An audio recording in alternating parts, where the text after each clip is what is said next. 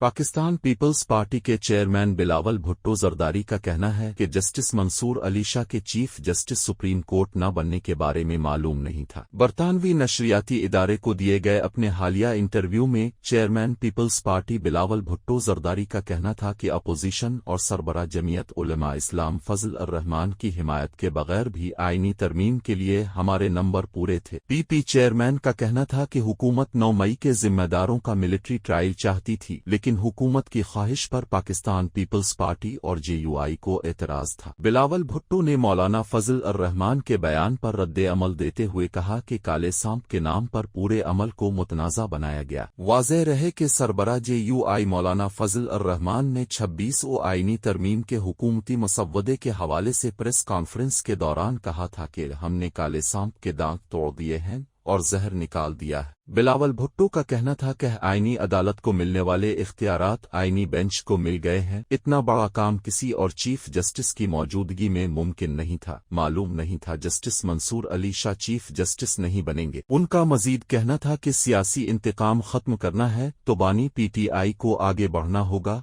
और उन्होंने जो किया वो आज भगत रहे।